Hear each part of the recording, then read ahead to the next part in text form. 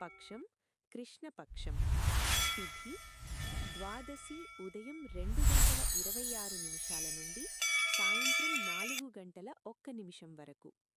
త్రయోదశి సాయంత్రం 4:01 నుండి రేపు 5:05 వరకు. నక్షత్రం పూర్వాషాఢ సాయంత్రం 6:16 వరకు.